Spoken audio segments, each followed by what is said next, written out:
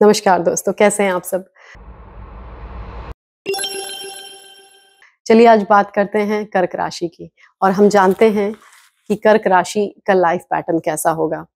लेकिन जब बात कर्क राशि की है और लॉर्ड श्री राम का ज़िक्र ना हो, ऐसा कैसे हो सकता है? क्योंकि उनकी भी लग्न राशि कर्क थी और इससे हम एक हल्का-सा हॉरोस्कोप एनालिसिस करेंगे लॉर्ड श्री राम का और समझने की कोशिश करेंगे कि कैसे लाइफ पैटर्न सेम हो सकता है हर कैंसर एसेंडेंट का, कुछ सिमिलर इवेंट्स होंगे। लेकिन before we jump into the horoscope analysis of Lord Shri Ram, let's focus on the life learnings that we have learned from Lord Shri Ram. उनके chart में भी ये चीज़ बहुत प्रोमिनेंटली समझ में आती है कि जो उनकी लाइफ का जो मेन मकसद था, वो था कि उनकी लाइफ के किसी भी इवेंट से, किसी भी एक्शन से कोई गलत मैसेज ना जाए, कोई गलत सीख ना जाए किसी को। That is why he is still known as मर्यादा पुरुषोत्तम राम। तो उनकी जो लाइफ का जो एक लाइफ लेसन है जो मैं शेयर करूंगी वो ये है कि रिस्पेक्ट एंड बीइंग हम्बल। चाहे आप लाइफ में कुछ भी करें, कितने भी बड़े बन जाइए, being respectful towards everyone, being humble towards everyone makes you shine in life. आप श्री राम जी ने सबरी के झूठे बेर भी खाए। इस लेवल पे वो हम्बल थे अपने दूसरे लोगों के लिए। उन्होंने कभी अपने पोजीशन को इतना इम्पोर्टेंस नहीं दिया। वहीं पे एक और लेसन जो उनकी लाइफ का बहुत इंपॉर्टेंट है वो है सेल्फ कंट्रोल एंड डिसिप्लिन। और जिस इंसान में ये क्वालिटी आ जाती है वो दुनिया की किसी भी जंग को जीत सकता है, उसको सक्सेसफुल होने से कोई नहीं रोक सकता।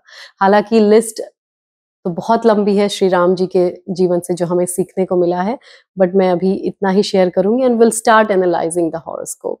तो लॉर्ड श्री राम की कर्क राशि है, लग्न राशि कर्क है। हम प्लैनेट्स की बात यहाँ पे नहीं करेंगे क्योंकि हम सिर्फ राशियों को समझेंगे और उनके थ्रू इवेंट्स को समझने की कोशिश करेंगे, लाइफ पैटर्न को समझने की कोशिश करेंगे। सो लॉर्ड श्री राम की कर्क राशि जो लग्न में है, it makes him very good looking, very beautiful, very charming.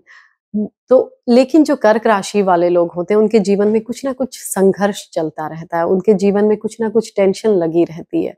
वो अपनी सोशल फेम और रेपुटेशन को लेकर बहुत ही सिंसियर होते हैं। तो श्री राम जी के जो सेकंड हाउस है उसमें सिंह राशि पड़ती है, वो ये दिखाती है कि उनका जन्म एक रॉयल फैमिली में हुआ है, because Leo is a sign of royalty. जब हम लॉर्ड श्री राम के थर्ड हाउस की राशि को समझते हैं कैंसर असेंडेंट वालों की, उसमें वर्गो साइन आता है, sign of dispute, sign of sickness, and it's a house of younger siblings and your self efforts. तो ये समझ में आता है कि उनको बहुत ज्यादा एफर्ट्स किस में लगाने पड़े लाइफ में, उनको डिस्प्यूट्स, उनको लड़ाई झगड़े में, उनको रामायण में बहुत ज्यादा एफर्ट्स लगे उनको श्री राम को रावण से जीतने के लिए। वहीं पे यंगर सिबलिंग का जो हाउस है वो ये दिखाता है कि कहीं ना कहीं वो कारण बने उनके जीवन में डिस्प्यूट्स का। हालांकि उनके जितने भी भरत, लक्ष्मण, जितने शत्रुघ्न, जितने भी भाई थे सब बहुत डिवोटेड थे। वो नहीं चाहते हुए भी उनको कारण बनना पड़ा। वहीं पे जब हम उनके फोर्थ हाउस को समझते हैं, लेते हैं, तो फोर्थ हाउस में लिब्रा साइन आता है। Libra sign, sign that represents relationship. तो इससे ये पता चलता है कि कहीं ना कहीं उनको अपने घरेलू जीवन को बैलेंस करने में बहुत दिक्कतें आई। उनको अपनी जो उनका जो मेंटल पीस था, उनकी जो मन की शांति थी, वो उनके रिलेशनशिप की वजह से खराब रही। और उनके फिफ्थ हाउस में जो हाउस ऑफ रोमांस होता है, जो आपके प्रेम प्रसंग का हाउस होता है, जो आपके संतान का हाउस होता है, जो आपके पूर्व पुण्य का हाउस होता है, उसमें स्कॉर्पियो साइन है। और जहां पर भी वृश्चिक राशि जाती है वहां से रिलेटेड कुछ ना कुछ दर्द, पेन हमें जरूर होता है, ट्रांसफॉर्मेटिव इवेंट्स होते हैं। तो इसमें हम यूँ कनेक्ट कर सकते हैं इसको कि सीता जी के वियोग में जो उन्हें दर्द सहना पड़ा, वो ऑलमोस्ट मृत्यु तुल्य कष्ट था उनके लिए। That is the Scorpio sign playing in the fifth house. Sixth house में उनके सेजिटेरियस है, धनु राशि, जो कि आपके फादर को भी रिप्रेजेंट करती है और in the house of disputes और सिकनेस है। तो ये कह सकते हैं कि उनके फादर की हेल्थ में इश्यूज हैं, उनके लाइफ में जो डिस्प्यूट हुआ उसका कहीं ना कहीं उनके फादर कारण बने। वहीं पे अगर उनके सेवेंथ हाउस को हम देखते हैं तो सेवेंथ हाउस में नंबर 10 साइन है, that is ruled by Saturn. और जब सैटर्न की राशि नंबर सेवेंथ हाउस में जा रही है, that represents lot of self control, discipline and dedication in the relationship. उनको जो सीता जी के वियोग में जो उनको कष्ट हुए, ये संघर्ष हुआ उनके रिलेशनशिप में, इसको दर्शाती है।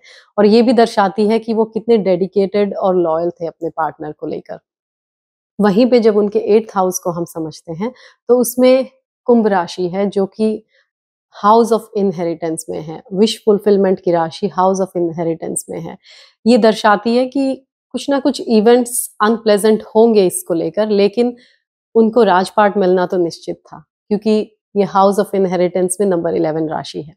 और जब उनके number 9th house, house of father में नंबर 12 साइन है, वो ये दर्शाता है कि लॉसेस ड्यू टू फादर, या कहीं ना कहीं धर्म के लिए उन्होंने इतने सारे लॉसेस सहे हैं। ये हाउस ऑफ धर्म भी होता है 9th हाउस, और उनके फादर के एक वचन की वजह से, धर्म की वजह से उन्हें वनवास जाना पड़ा।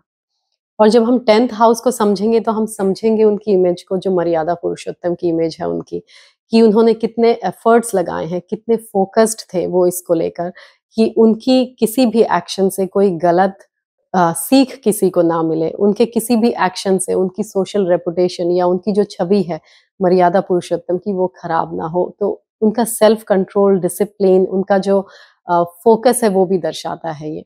और वहीं पे जब हम 11वें घर में जाते हैं जो हाउस ऑफ गेन्स होता है, लाभ भाव में, तो वहां पे नंबर 2 राशि है। तो ये तो दर्शाता है फिर से कि आपको फैमिली से धन प्राप्ति तो जरूर होगी, आपको फैमिली की तरफ से गेन्स तो जरूर होंगे, लेकिन उनमें इंस्टेबिलिटी बहुत है।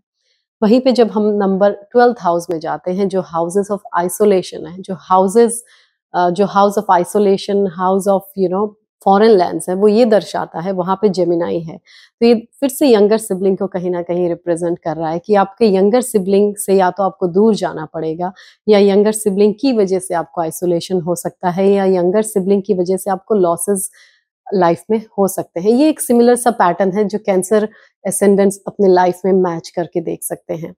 लेकिन आजकल जो एक बात हर सनातन प्रेमी के मन में चल रही है वो मैं आपसे शेयर करना चाहूंगी कि मैं जश्न मनाऊं कि दीप जलाऊं, मैं जश्न मनाऊं कि दीप जलाऊं, या नैनों में तुम्हारा रूप बसाऊं। तमन्ना बस इतनी सी है कि सिया राम कहते हुए अयोध्या आ जाऊं। जय सिया राम।